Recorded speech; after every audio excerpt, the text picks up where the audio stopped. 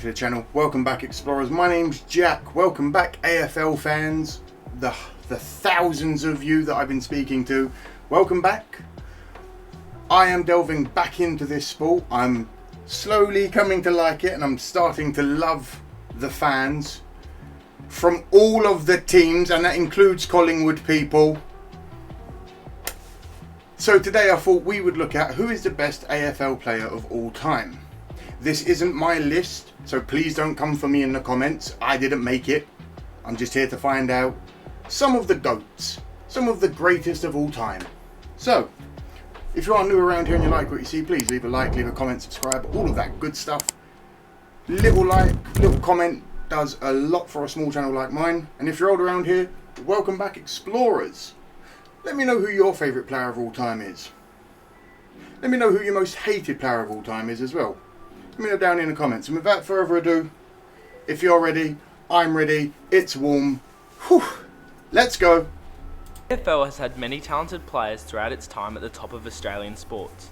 Cult heroes, legends of old, and young guns, all having an impact on our great game. But the controversial question must be asked: who is the best AFL player of all time? It's a loaded question which many say there is no conclusive answer to. But during this video, I'm going to make a case for 7 different players in being the GOAT of the AFL. And lay out all the evidence and opinions that I have on the matter. Remember to like the video and subscribe for more vids like this, and without further ado, let's get into it. The first player that some people may think is the GOAT of the AFL is Gary Ablett Sr. Let go by Hawthorn as a youngster due to somewhat lacking enthusiasm for the team and the big city, Gary absolutely exploded into an exciting young star at the Geelong Football Club, and continued a stellar legacy well into his career. Known by his dominant goal-kicking ability, high-flying marks, and a superstar factor which followed him. Oh my word, what a kick! Gary's career is the stuff of legends, with countless stories of incredible feats. He's one of the few players to win the Norm Smith medal on a losing team, kicking 9 goals in the process. Averaging 4 goals and 6 marks per game across his career, Ablett was the epitome of a superstar forward. He collected 3 Coleman medals Sorry, he won it on the losing team. That is impressive. across his years at Geelong and notched 4 All-Australian nods, leading the Cats in goal scoring 6 times. Gary played the game with ease and did things that no one else did. What a push off also of had him an he had. MJ-esque arc, where he temporarily retired, came back to the VFL and continued to be one of the best players in the league. Knocks on Ablett's legacy include the fact that he never won a Any man with a tash like that. premiership, and the fact that he played in an older era. Some swear he's the best, but can that be true without the biggest trophy in the game? One of the most exciting and mysterious players to kick off the list, Gary Ablett Sr. still remains as the best player of all time in a lot of fans' minds, still reminiscing on that nothing but godly grab in the autumn of 1994. The next player that can be argued for this position is Gary's son, Gary Ablett. What a handoff! Gaz carried the Suns for years with limited help, and that may have led to his overall career not being viewed as highly as other players on this list. Certain injuries also impacted Ablett in prime years of his playing days. On both Geelong and Gold Coast, the Little Master showcased his supreme skills and always found a way to help his team. Did you see the curve on that? Players to win a Brownlow on 2 different teams, and did so with exceptional play, averaging 25 disposals, 3 marks, 4 tackles, and a goal per game as a road. What a... Gaz my favourite player to watch growing up, just simply because he made the game look so easy. His award cabinet also displayed showcasing 2 premierships, 2 Brownlows, 8 All-Australian nods, 6 club best and fairest, and 3 club leading goal kicker awards. Gaz could have been one of the very few 3-time Brownlow winners, but due to some injuries and Matt Priddis for some reason polling votes in 2014, this didn't happen, despite Gary trying desperately to carry Gold Coast to a team of worth. His venture to Gold Coast may be a slight knock on his legacy, due to them being a bad football team and not having successful seasons even with Gary on the roster. To be fair, not many players would thrive on a team that fresh and developing. Gaz embodies a player who is on another level to his competition, a player who embodies the know-how and skill. See, the thing I am learning about the sport very quickly, sorry to pull so much, but like I'm learning very quickly. It doesn't matter if a team wins, like I know it's in any sport, the fans are usually the passionate ones. So many players on the teams they're on are so passionate about the sport, even if they're losing, and I love that, because in English football players come and go. they love the team as long as they're filling their bank accounts. You know what I mean? But some of these AFL players really, really love the team they're on, and I love that. I'm not saying all English football players are like that, but you know what I mean. Needed in the modern game. He certainly makes a strong case within this conversation for the best player of all time. Wayne Carey was an extremely controversial and exciting player during his time within the league. Noting his brief stint in Adelaide, Duck's best work was done in the blue and the white for the Kangas. With a great combination of shiftiness and strength at a huge Duck helped to revolutionise the position as a whole. He took North Melbourne to 7 straight prelims in his time there and managed to win 2 premierships in the mid to late 90s. Averaging 16.5 disposals, 7 marks and 3 goals per game, he had an impact on the game that made Carey one of the best of all time. He was everywhere! He won 2 premierships, 7 All-Australian nods, 4 club best and fairest, and 5 club leading goal kicker awards. His impact on the game through contested wins and goals led to great team success, and he upheld admired leadership for most of his career until, you know, certain events unfolded. His stats aren't too great, and he never won a I have no idea what events unfolded. Please timestamp this and let me know down in the comments. Brownlow, but his success at North can only be accredited to his efforts. Redefining the impact of a key forward, Duck led North Melbourne to various final successes, displaying great playing ability and leadership for the most part.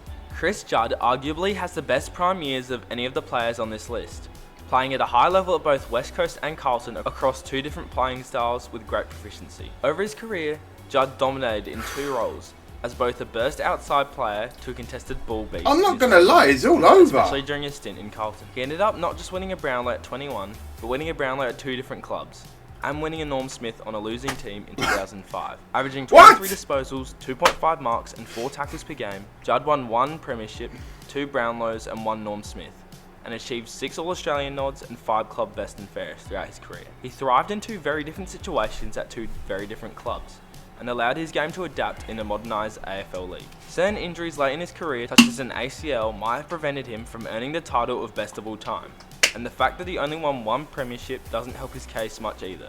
But nonetheless, Chris Judd was an explosive player who optimised the modern game not even through won an adaptation in play style, and is truly a player who sometimes gets overlooked when it comes to the best of the best. Rewinding through the years, Liam Matthews is a strong contender for the way he didn't and one of the go most down common there. answers given by AFL fans. A legend at the Hawthorn Footy Club, Lee was renowned for his skill, fierceness and absolute commitment to the game. After all, he was nicknamed Lethal Lee, and had a ferocity for the ball expressed by very few. If you were between Lee and the ball, you were in trouble. Matthews redefined what it meant to be a rover within the league, and being the most impactful player on the ground by far. Somehow, despite Lee's dominance in countless awards, he never won a Brownlow medal. One of the most surprising facts that I came to research in preparation for this video. What? This comes behind other shining career achievements including 4 premierships, 8 best and fairest, 1 Coleman medal, 1 All-Australian nod, and an inclusion in the AFL Team of the Century. It's also worth noting that he... What? I think someone messed up somewhere along the lines. Kicked 915 goals across his career, which is currently still the record number kicked by a non-forward. This is due to the fact that Lee averaged 2.7 goals per game across a 17-year career. Oh, he also averaged 22 disposals and 4.5 marks per game in his time in the VFL, putting up very solid numbers. Sorry, but even to play as many years as he did, that's bloody impressive. Across the board. I wasn't alive back then, obviously, but it's safe to say that a lot of Lee's impact as a player couldn't be contained to a simple stat sheet. He's considered the GOAT by many due to his sheer dominance, the reputation he built as a competitor, and the 4 premierships that he won while playing, along with countless other awards. The footwork! The medal does hold him back in comparison to other candidates, but once his stats are looked at in closer detail, you'd find it hard to believe that he did not come home with the award at least once. Similarly to other candidates on this list, perhaps playing in an older era with less teams hinders his legacy. Yeah, but maybe. The quality of talent can be argued, but is obviously lesser than today's league. Lethal Lee was a hard-headed superstar who put it all on the line every game. With one of the best resumes of any AFL player, it's easy to see why he received so much recognition as one of the best of all time. His footwork there was incredible. Dusty Martin is definitely worth a strong mention when it comes to this conversation, representing the modern game to its fullest. One of the best to ever do it in a Richmond What a game, kick! The sheer workhorse mentality of Dusty and a playstyle which combines skill and athleticism has propelled him into one of the best players. The boy has got a punt on him. What can you say? And with one of the best dynasties in recent AFL history, in a few years, Dusty has really put his mark on the league as a whole. He's got a good kick.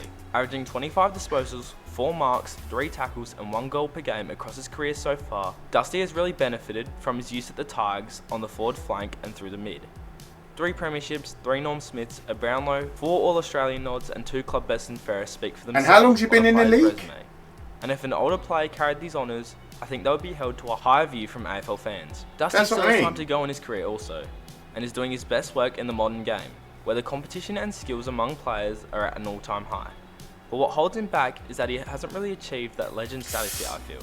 Oh, he did not let him get... Oh! It also can be argued that a large part of his success was the team surrounding him, as the Tigers have been pretty good in the past 5 years or so. But with trademarks such as the don't argue and a winning culture cultivated at the Richmond Football Club, it's hard to overlook Dusty as a modern candidate for this position. Ted Honestly, is a player which may get overlooked by casual AFL fans.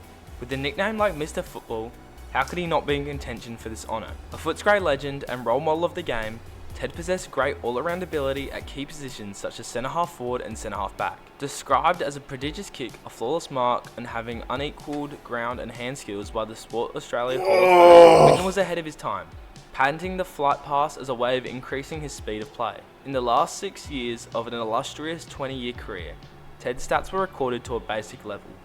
Per game he averaged 16 disposals, 5 marks and 1 goal. As this was obviously near the end of his career, it has to be imagined what Ted accomplished statistically. Oh, imagine when he was younger. In 1964. We can assume that would have contained some historical numbers, with it being known that he kicked 360 goals across this time span, in shorter than modern VFL seasons. Across his career, Ted amassed 5 club best and fairest, 4 club leading goal kicker awards, 3 All-Australian nods, 1 VFL premiership, and an inclusion in the VFL and AFL team of the century as the captain of the team, possibly being the best all-round player ever and possessing superb skills which were second to none at the time, are reasons that Ted may be considered as the best player of all time. Aspects of his career which may hold him back from this title include the era he played in. Due to the majority of Whitten's playing days taking place in the 1950s and 60s, certain aspects of his career may be exaggerated, and the competition he faced playing in the VFL may not be as substantial as the modern day league we know. The fact that only 1 premiership is present in his trophy cabinet is another variable which needs to be considered. Ted was an amazing player, is better than none. Of the modern game, and who rightfully deserves to be in this conversation. Ask Fremantle. Player, so I think can be considered as the best of all time. Some honourable mentions. I love the Dockers. Don't kill me. This video include Nathan Buckley, Adam Goods, Tony Lockett, James Hird, Dick Reynolds, Malcolm Blight, John Coleman, and Robert Harvey, who all have their cases in their own right to be considered some of the greatest players ever. If I've missed a player or not done justice to some of the candidates, feel free to leave a comment down below and let's start a conversation on this topic, as I'm interested to know what you guys think. Remember to like if you enjoyed and subscribe for future sports-filled content. Have a good one. Okay. Make sure that you go and subscribe to Make It Rain Productions.